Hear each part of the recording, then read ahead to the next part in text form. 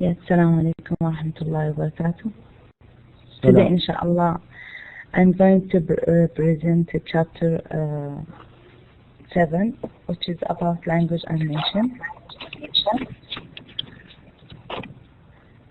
Can you change the slide, please? Yes, okay. Well, at the beginning of this chapter, it is about the social linguistics in Kampala and Uganda. It started with these two examples. Many individuals were either bilingual or multilingual. They can speak more than one language with a fair degree of proficiency, and this because of the society they live in was multilingual. Individual bilingualism is not a consequence of societal or national multilingualism. There are multilingual societies where speakers never become bilingual, like the example of Switzerland. Individual bilingualism is by no means universal.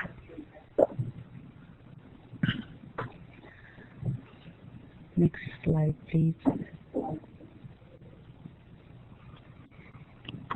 Multilingual nations exist in all parts of the world, but the difficulties arise when one wants to locate a monolingual country.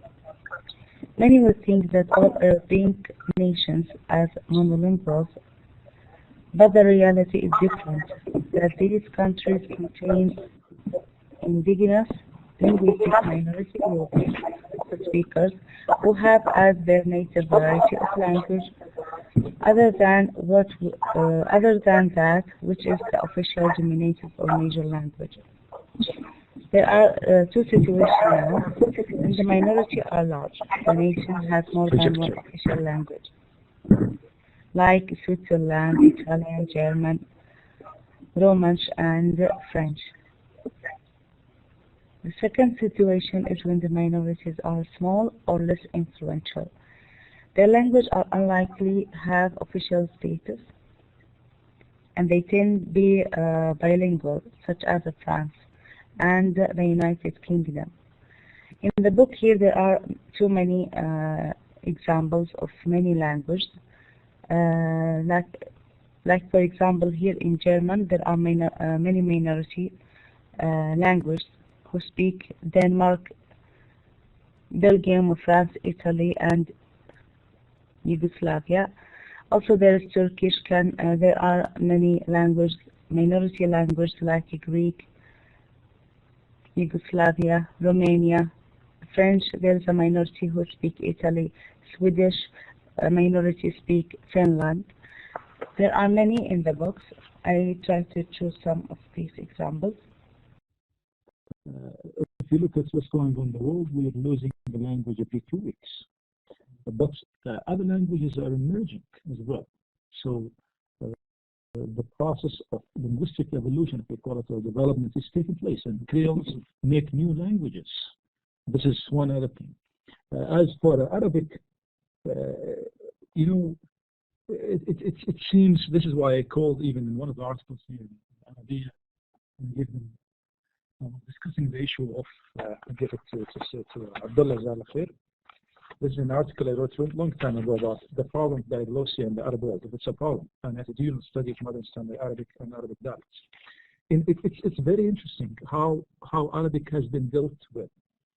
In the socio-linguistic context, many people look at it as a very strange phenomenon. I call it unique. It's not really. And I called for an Arabic sociolinguistics because Arabic sociolinguistics seems to be different. I mean, there is, we call it common, parameters that languages really adhere to, universal. I won't call it parameters, but universal, parameters. So let's call them parameters and principles. But with Arabic, it seems to be a bit different. And the more you study Arabic, especially within its own social and historical context, it's really different. This confusion regarding what is called Creole or dialect had led some people like Alan Kay in this study, if you had a chance to read it, and Ferguson seemed to bless this. We talked about Ferguson, one of the prominent applied linguists.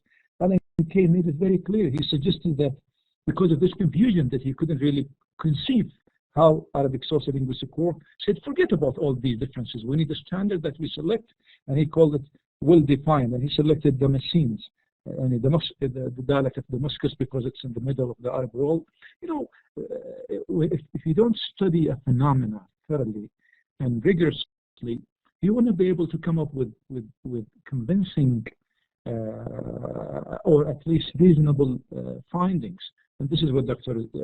Salam is asking for, and I really second his opinion that we need to do more research into the linguistic, Arabic linguistic phenomena that exists in our society. There is a lot of change. Any change of the society would be reflected on the language, and vice versa, because of very strong relationship between language and society. What we came to conclude, and inshallah, I hope that you'll come up with some question, because I think it's a chance for me and you to have Dr. Salam bin Dawood, and he will be happy to come here again if we request him. I will be happy to have him. I want to say something before I forget regarding Dr. Salam, not because he's here, but I said it in many places, even in conferences. When I called him in England like a few years back, I said, Dr. Salam, how do you feel now away from Abha? He said, remember this word? He was not happy. And he said the statement that really changed even my thinking of you as my students and thinking of me as a teacher, which is, he said, I felt in Abha like a king, and my students were like my princess. My princess. I still have this statement, and I said it in many places, even international conferences, regarding how much he cared about his students and how much he cared about really bringing the rich background, not only the academic background, but the intellectual as well as the personal experiences that he had in different parts of the world with people of different cultures and linguistic backgrounds. So here we talked about a very interesting phenomena that many people studied and appreciated really. When linguists, when they look at this, they appreciate what it is, how Pidgin develops out of this multilingual contact of reason. Sometimes it's religious business, as the word itself, Pidgin, come from, or even dominance. And this is, if you look at French, Spanish, English, to some extent German, Dutch, and I don't know, probably Portuguese, of course, that many Pidgins and Creoles emerged out of this contact that I call it uneven contact, where there is imbalance of power. Well, this is why you have to call it a superstratum and a substratum of linguistic contact that took place, where Creoles started, I mean, these Pidgins started acquiring native speakers, people who have no contact with any language but with that Pidgin. And at that point, a new language emerges, okay, that develops into a Creole. Anyway, Arabic has a number of Creoles all over the world that people don't seem to realize. When I went to Malta,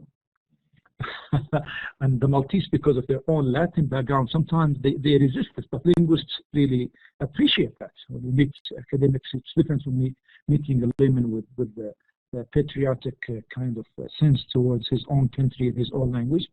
In Malta University, it was written in Latin script, a billboard, big board written there. I think I said it to you before. أحلم حلم سوية. أحلم حلم سوية. Mean aim high. When you dream a big dream. Okay. So this is all Arabic. أحلم حلم سوية. It's even in the words and in syntax. And it doesn't matter. You could write it in any script. Okay. You could write it in Arabic, or it's in Latin script, of course.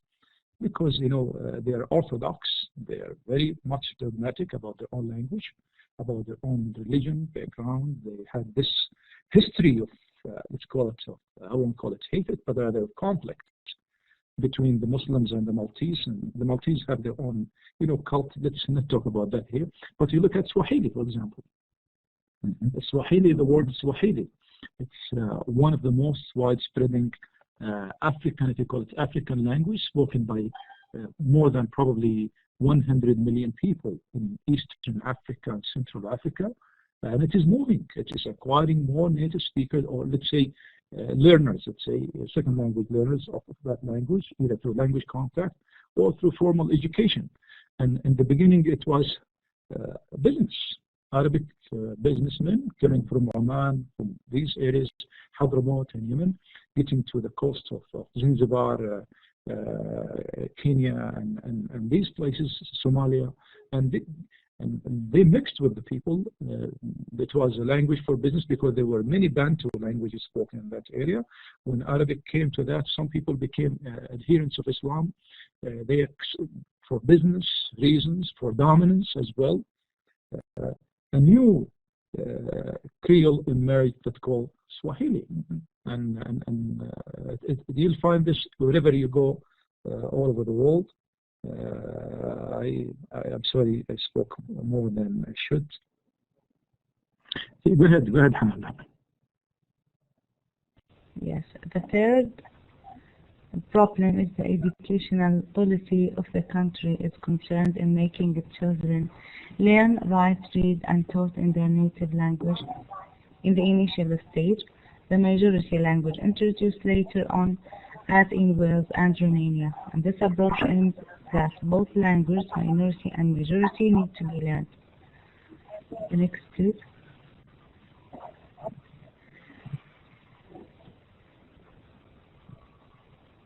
The fourth problem occurs when the child faces difficulty because the two languages are not closely related, and the educational policy of particular nation is to discourage or ignore the minority language by making it forbidden or children be punished from using it.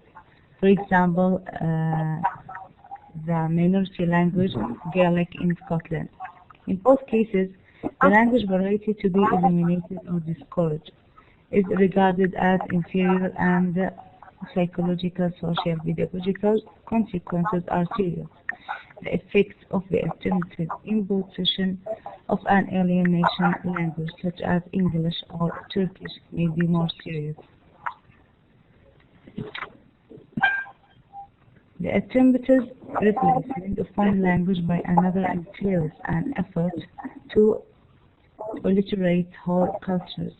It is indicative of illogical ethnic attitudes, like the example of the Welsh is inferior to the English, and it can impair the educational progress of the child who has to learn a new language before he can understand what the teacher is saying.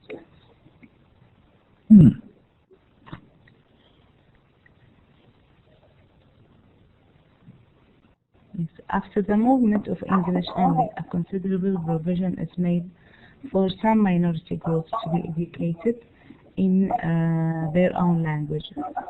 About 34 million Americans currently have mother tongue other than English. And this approach, which is English only, or the movement of English only, started to decline in size and the suburban education scene in the United Kingdom, although some groups are unhappy about the status of their language, like the minority language of Welsh and Gaelic.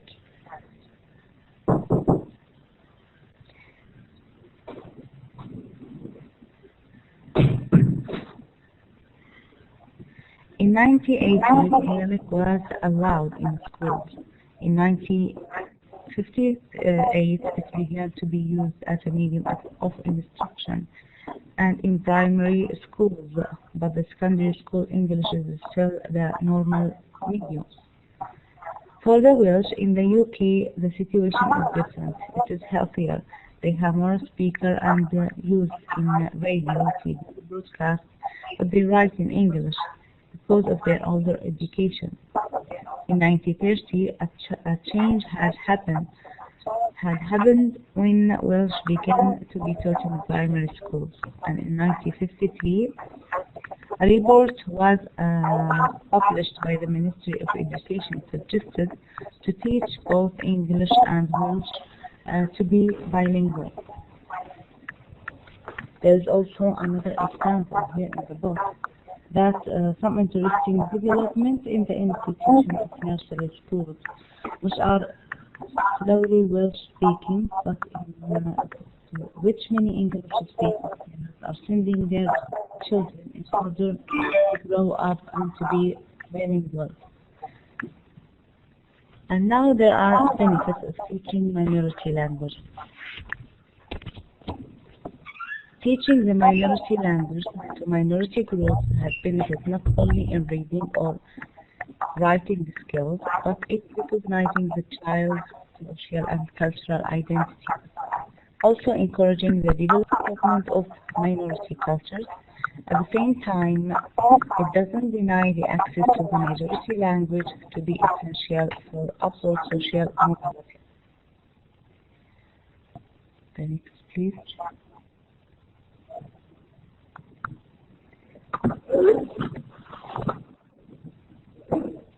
The minority language in Europe is different in education when they are the majority. The majority language in which they have advantages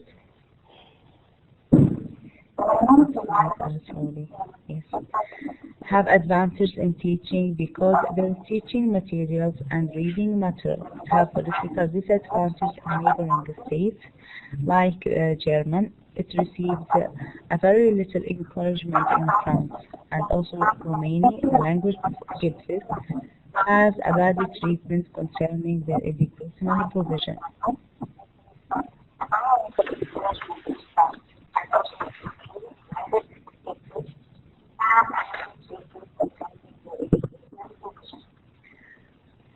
These linguistic factors played a role in the development of a new independent ethnic group in Europe because of educational problems, but mostly it acts as an important symbol of a group consciousness and solidarity after the breakdown of the older multilingual empires, such as Finnish emerged as a national language and underwent standardization. The number of these languages rose rapidly through different stages. The first stage during the Middle Age, when languages like Provincial, Low German, and Arabic ceased to function as a standardized official language, while others like English and Norwegian became submerged. In 1800, languages like Icelandic and Swedish operate as national language, and in 1900 some languages as Welsh Romanian had made reappearance as a standardized national official or written language. The next slide. And at the end, during of the rest of the century, languages like Irish Gaelic, Scots Gaelic, Basque have undergone standardization, revival, or expansion. There are the problems of these multilingual situations for the individuals. Therefore, can be overcome or minimized either through political independence or semi-independence, or less drastically through adequate educational programs and policies.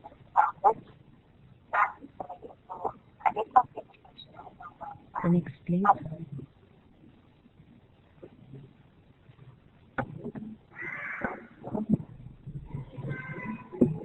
The governance problems now for minorities wanting more power, independence, or annexation by neighboring states. Governments don't regard this as a threatening or undesirable. They may regard them benevolently or ignore them, like the British government doesn't concern about Gaelic speakers. The government of Republic of Ireland gives an active support to the minority language and made it a compulsory subject in schools, and this because Irish was formerly the language of all Irishmen. Okay. The second governmental problem is when yes, we can hear you. Go ahead. Linguistic minorities as potentially super.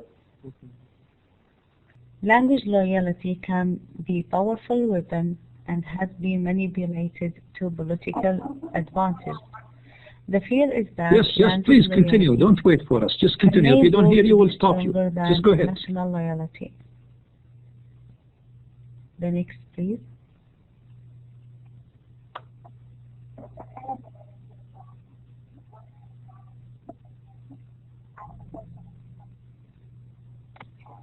For example, Catalan is a language spoken by 7 million in Spain, Catalonia, Valencia, Balearic Islands, and about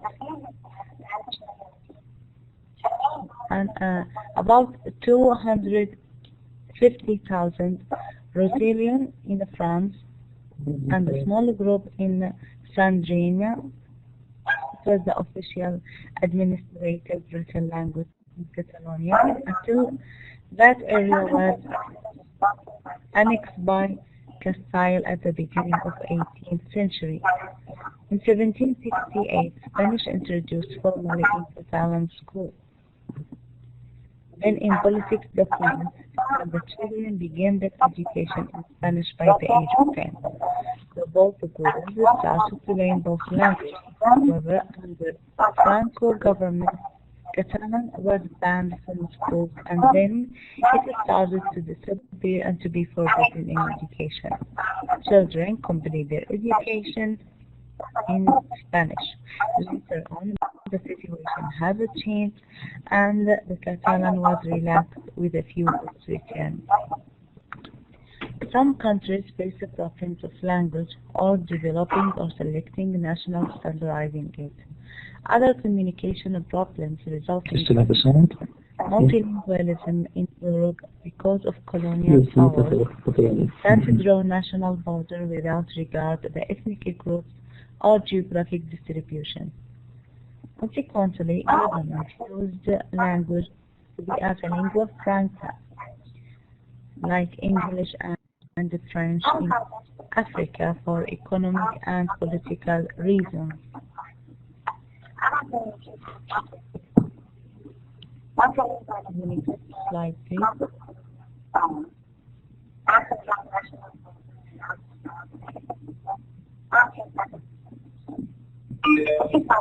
Choosing a language to be lingua franca is useful for the problems of selecting a national language.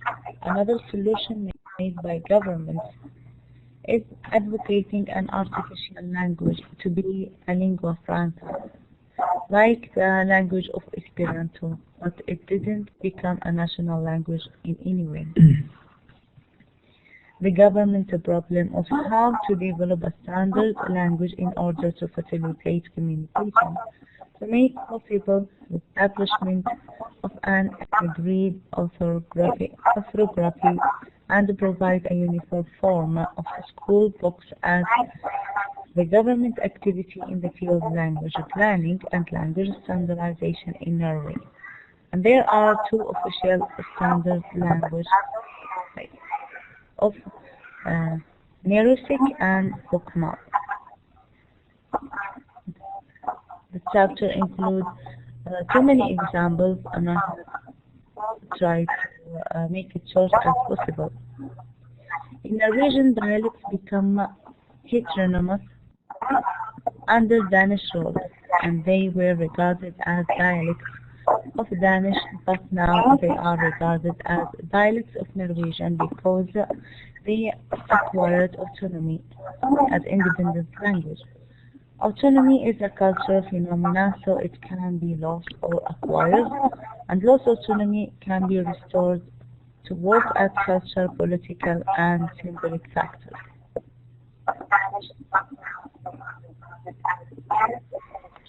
This is the end. Of course, there are many examples in the chapter. I have tried to make it short as possible. And this is the end of my presentation. If you have any question, please ask. Okay, anyway, this is a very interesting chapter which talks about language and nation building. And you know, nation is based on nationalism, and that nationalism most of the time is related to language. Okay, and this is why if you look at the Chinese, how they merged into distinct languages and to call them two dialects. While the Indians and the Pakistanis actually did the opposite by separating two dialects and dealing with them as two independent languages. That is reflected in the orthography, in the writing system, on the terms, the words selected. Okay, and this is why the Indians say Khuda Hafiz, but the Pakistanis say Allah Hafiz. Okay, to a certain extent. And it has really emerged into a different form of language planning. You know, when you make a decision like this, it informs into language, different forms of language planning. طبعا احنا ما راح نناقش الآن. Like purification, linguistic purification, language selection, language preservation, and many forms of language planning that follow that. We know the nature of any linguistic context is to be multilingual. Multilingual could be multidialectal, like in the context where we live. Actually, as Salim bin Dawood was talking and listening to your colleagues, we realized even our campus is multilingual. More than 30 languages are spoken in our campus. Which is very interesting. We have people from more than 25 countries on our campus. So our campus made Abha multilingual. It is multidialectal in the sense our culture is multidialectally rich, okay, because of the many dialects of Arabic, for the either regional or social dialects of Arabic that exist. So this is common everywhere we go. But how to handle multilingualism? How to handle this situation? And Hanan already talked about some context in which what they call a majority language and minority language existed, and how they dealt with it. The Canadian example, although she brought it, I don't know if he brought it or not, but it's a very salient example. Although the French don't make they make a significant minority, okay?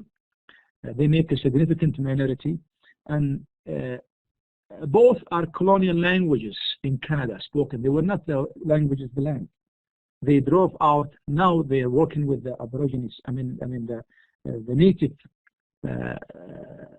of the natives of the land, and there are hundreds of languages, the Cherokee, the Navajo, the other North American Indian communities where their languages are dying because they are not used. They are restricted in education. They don't have a writing system. They were not given their rights. But the French and the British were able to manage their problem by making these two languages as the both national and official languages of the state of Canada. In England, they refer to a number of minority languages like the Welsh, the Irish, etc., and how they were treated. We run into new problems when it comes to language planning and nation building in the Balkans, for example, in Central and Eastern Europe, where new nations emerged, where new nationalities and identity came into existence, like the Slavics, okay? In Yugoslavia, there were one language spoken as an official language with many minority languages, but now the Kosovans have their own language, the Bosnians, the people on Montenegro, the Macedonians, the Serbs, they started developing nations, okay? What they call the Balkanization process. Each nation wanted to have its own, with the existence of minorities. Small. They are similar, but they change the writing. That's true. There is very strong similarity among them. They belong to one prototype, Slavic, which is all these are Slavic languages. Like Romance language is when they merged, okay, and became different languages. And by time, they, because of political and national reasons, they distance themselves from each other until they become to a certain extent linguistic entities by themselves, you know, over time by linguistic change. But this affects education. How do you deal with education? Which language are you going to teach? If you take in Nigeria, for example, there are more than 40 national languages. In India, you talk about 600 national languages. And this is why if you look at the adoption of English in India, they give a rationale.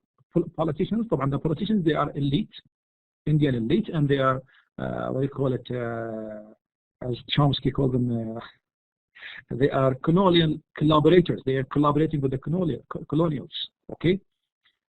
So they adapted their power from their colonial masters, and they got into power and made elite because of their contact with previous colonial rule, okay?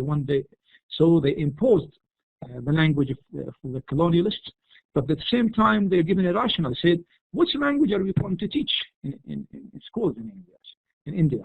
What type of language we'll be using at the university level, in economics, in politics, in these things. So we have people who cons and pros always exist in any issue to decide, but people who are in power are the ones who make decisions.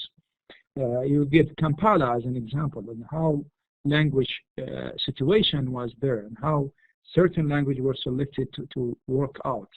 Later on, Swahili was brought into existence because it is an accepted lingua franca. And this is what we go to the word lingua franca. It's a politically loaded term that emerges because of linguistic need. Like Pidgin is a lingua franca in some contexts. Creole has developed into a language, and the Pidgin has developed into a Creole, which is a mature language that we could say in the process of maturity to become an independent language with a distinct grammar and vocabulary, okay, and even discourse, repertoire. In that sense, Allahumma salli ala Rasulillah, we have lingua francas exist everywhere. And Simon Dawood gave you an example. He read a passage to you of the lingua franca, the Pidginized Arabic that exists in, I call it GPA, which is Gulf Pidgin Arabic. This is a term that is emerging nowadays. Although, I remember I had a maid coming to my mother, and she worked in Kuwait, and she was using the Kuwaiti dialect. Okay, the Kuwaiti dialect. My mother had difficult time communicating with her. Okay, she didn't know whether to communicate in Hindi or in Kuwaiti dialect. That she knew. It's a very interesting situation. It's a very even we call things differently. Al-Biyala, al-Madrish, things like different than and with a different accent. We might even disagree with this GPA. I agree with you. Some of you raised this question whether it exists. We as Arabs realize that, but non-Arabs may not realize this big difference that exists between these dialects. Anyway, this is a lingua franca. It is a linguistic form by conviction. People agreed on it by conviction to use it because of necessity. I have to communicate with you in English because it's not because I like English, whatever, but because this is the only variety that is between us that we could really communicate. And this how it emerged. And in many places, like if you take Swahili, the spread of Swahili in Eastern Africa, the spread of Hausa. There are more speakers of Hausa in Africa than speakers of English. People don't realize that because Hausa for a long time has been used as a lingua franca. It started among Muslims. Okay, if you are a Muslim, they will call you Hausa. Okay, and Hausa is an ethnic group. The Hausa are ethnic small. They're not small ethnic group. They're and a strong ethnic group, a very influential group, but they adapted Islam and they started spreading it in Africa. So Islam was related. The Africans had no idea about the Arabs. Okay, they don't know the Hausa. Hausawi باللغة العربية, the Hausa. Okay, and with Uthman Dan Fodi rahmatullah alayhi, he spread Islam, and he was a great da'iyah who spread Islam in Western Africa. So they don't know that Islam came from the Arabs. They know from the Hausa.